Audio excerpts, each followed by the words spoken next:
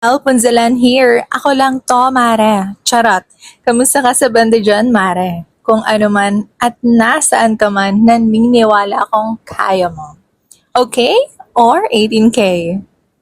Arat ng Magdala, Mare, sa may Manila. So, ayan na nga, naglalakad na nga ako papunta dito sa may LRT1. At tumawid lang ako kasi dito yung papunta ng United Nations. And then, from LRT Recto yun. And then, tumawid lang ng Duarte Jose.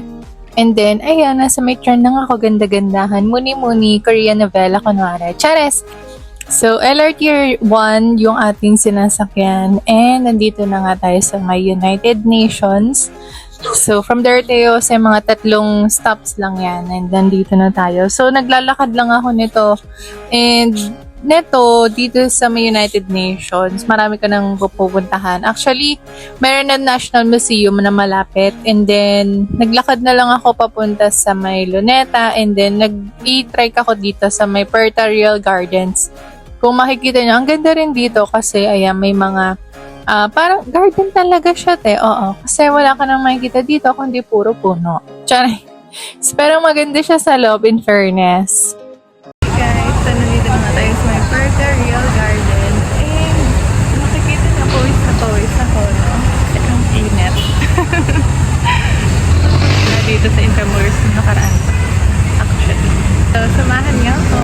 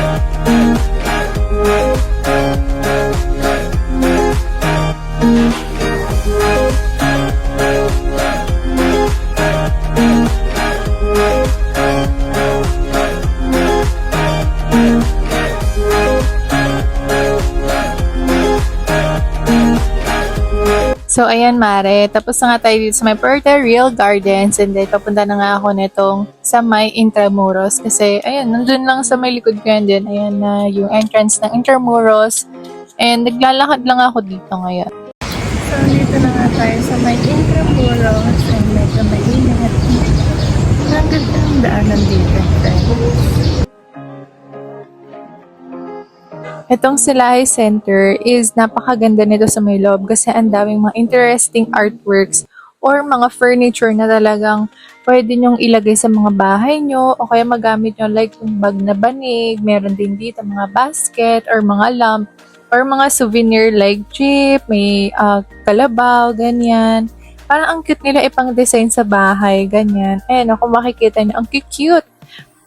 Daan lang kayo dito kung gusto nyo may uwi yung mga cute na mga souvenirs or mga furnitures na talagang interesting and may mga paintings din dito.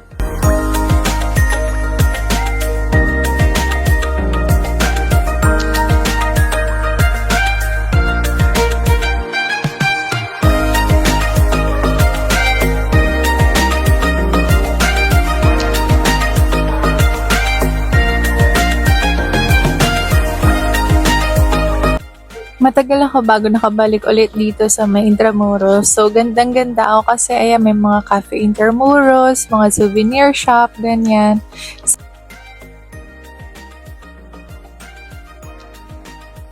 So, ito, yung Casa Manila Museum naman is may 2 options ka actually kung gusto mo ng pumasok dun sa may pinaka-museum, which is yung second floor tsaka third floor. And then, 75 pesos yung entrance fee kapag adult, and then pag naman student, 50 pesos. Kung lilibutin mo yung buong Intramuros, I would suggest bumili ka nitong Intramuros Passport kasi free entrance na kapag bumili ka nito, and then may stamp na sa may 5 na tourist spot dito, and itong kagaya nito sa may Casa Manila Museum, Fort Santiago, and many other more. So kung gusto mo mag-video lang, ayan, kahit di ka na pumasok doon.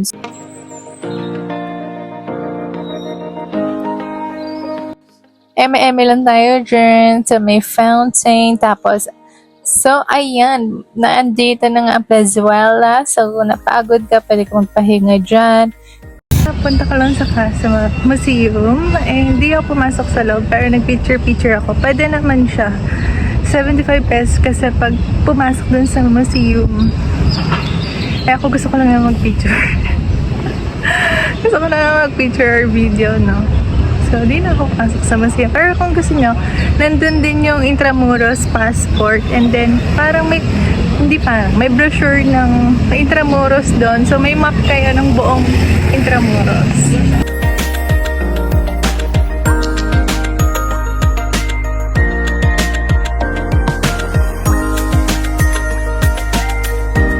Itong Mercadillo is merong mga kainan dyan, may flowers, souvenirs. So, if ever nagutom ka or nauuhaw, pwede kang bumili dyan sa Mercadillo. And ayan na nga, papasok na nga tayo dito sa may Fort Santiago. So ayan, yung gilid ng kabayo sa may kaliwang banda, may Starbucks na dyan. Ang cute lang. So ayan, naglalakad lang ako kung makikita nyo yung guide booth. If ever na interested kayo para ma-guide nila kayo sa may Tesoros, bumili lang ng mango shake dito. And ang dami nilang mga souvenirs. So, ayan, kagaya nitong mga relo, mga bag. Ang gaganda actually. So, if ever interested kayo, may mga pamaypay din. Ang cute, no? So, if ever may mga budget naman kayo, bumili kayo dyan, be. Ang gaganda dyan.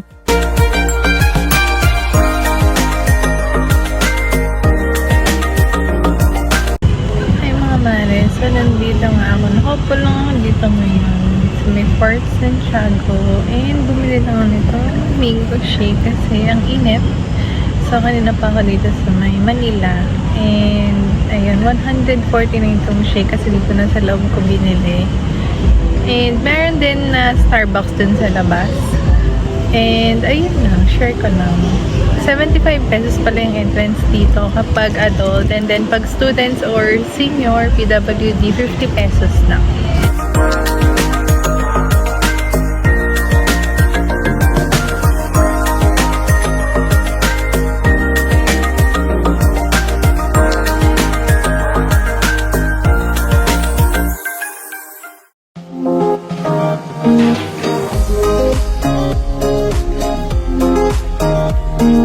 Noong unang panahon, may dalagang pumunta ng Fort Santiago. Chares! So, ayun na nga, sa may Black Magic Up kasi yun, kaya ganun yung filter. So, sobrang araw. And sobrang ganda rin dito sa may Fort Santiago. Kung makikita nyo, ang ganda lang ng history. Kahit di ko alam, hindi, joke lang. Pero ang ganda rin dito kasi nga maraming mga puno, ganyan. Hindi na ako pumasok sa may mga emerald ganun. Kasi medyo natatakot ako. Kasi ako lang mag-isa. Charing. So, ayan, naglalakad nga lang ako dito. And bet na bet ko talaga yung mga puno, te. Parang mga puno talaga yung pinuntahan ko dito. Charing. And makikita mo din dito na talagang malinis, maayos, well-maintained ang ating Fort Santiago. And kudos sa ating mayor dito sa Manila. Talagang pinapaganda ang Intramuros. Ang buong kamay nila. Ang talaga, te. Naglalakad lang ako dito sa may malapit sa ilog. And ayan, ang cute lang ng mga boat. So, ayan. Ewan ko kung paano makasakay dyan. Sana makasakay din ng one of these days. So, ayan. Ang cute lang. Tapos akit tayo dun sa may taas, sa may hagdangan. Kasi, wala lang, ganda lang ng view pag nandun sa may taas. Makikita mo yung kailugan, gano'n.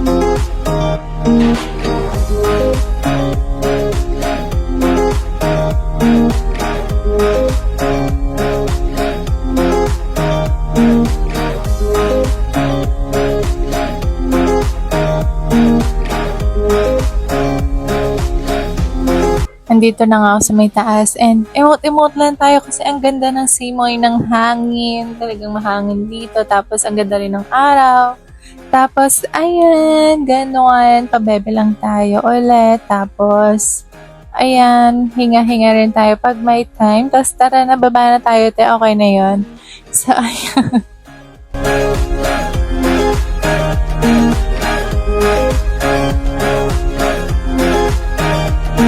Sa isip-isip ko, ano kaya nandito? Tapos, ang cute naman. Tapos, pagdaan ko, ay, papakape pa pala to. Tapos, so may coffee shop na rin pala dito. So, medyo hindi lang siya pansinin kasi medyo nasa likod siya. So, kung mahilig kayo sa kape at napadaan kayo dito sa may likod, ayan, bumili kayo dyan sa Papa Cafe. Okay? Tapos, ayan, ang ganda lang din. And, palabas na rin tayo nito ng Fort Santiago. And, nakita ko tong puno na to. Ewan ko, parang na-magnet ako sa ganitong uri ng puno. Ewan ko, galak na galak ang aking puso. Lagi lumalapit sa mga puno, te. Ganon. Parang ako nare-relax. Alam mo yun?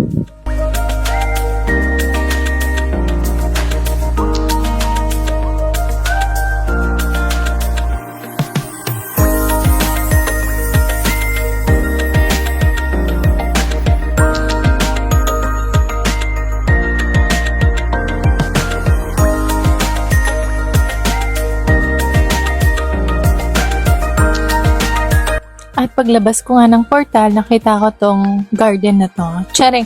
So, ayun, kakalabas ko lang doon sa may Fort Santiago. And, actually, pa naman labas. Like, yun doon lang sa may Arco. And then, meron ditong cute na tagpuan. Like, charing.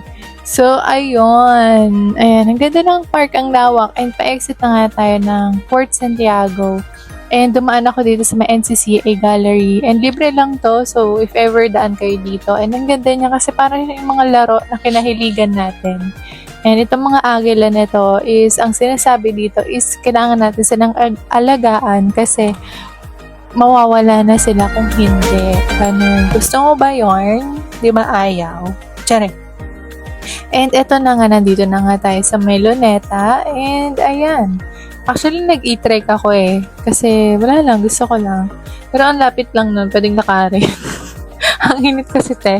Pero ito, ang cute. Inspired to. Alam ko sa may ibang bansa. Ganyan. Tapos, emote-emote lang ako. Ganda-gandahan. Mga banis. So, nandito na nga tayo sa may Luneta. And, 2 o'clock ng tanghali. Or hapon. Mainit. Pero okay lang. Marami namang puno na talaga namang makakapag tayo. May hangin kahit na maaraw, may hangin naman.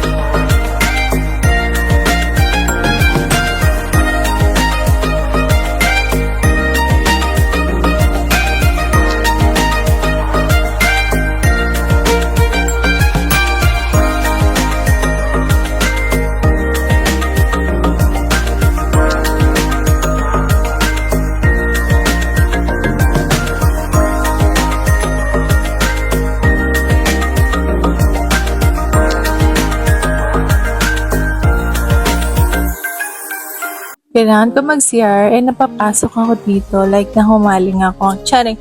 So, ayan na nga, may mini garden dito, na may mga puno talaga, ang cute. Talaga makakapag-relax ka, te. Tapos, And ayun lang, like muni-muni, ganon, mga kuliglig, ganyan, ng charm. So talagang garden, relaxing, eme.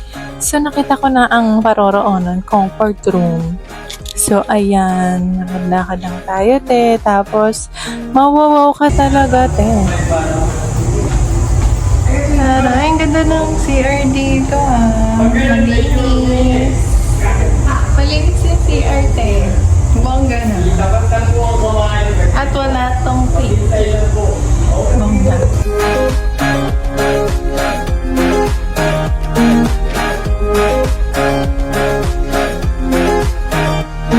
At dahil kayo na pa nga tayo naglalakad, nagpahinga muna ako. So, ayan, pinahinga ko lang pa ako. Medyo nangangawit na rin, kasi gala tayo ng gala. Ganon.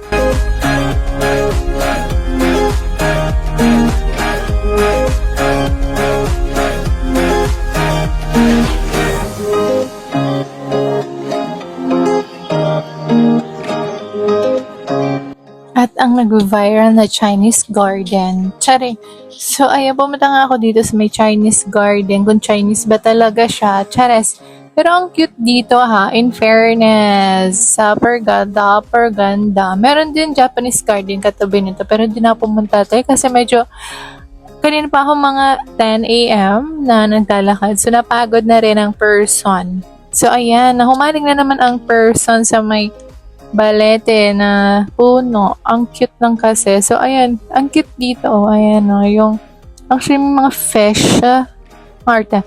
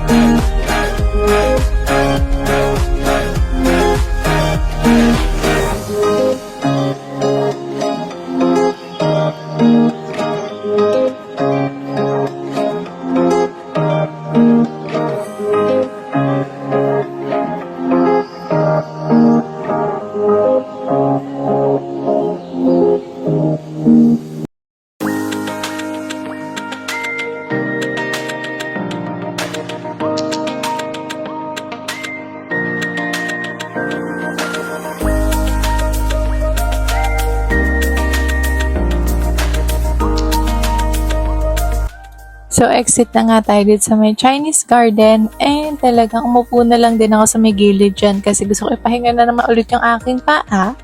And may mga speakers dyan. So, syempre nakamute yan para diba. Tapos, ayan, uwi na tayo, te. So, dyan na nga tayo sa may Doroteo Jose. So, naglalakad na lang ako ulit. Tsura ko. Pagod ka na, di ka kagana. So, pamanda na nga tayo ng LRT Recto from Doroteo Jose. And pauwi na tayo. So, if ever magkakommit kayo na itong kumarin yung commute,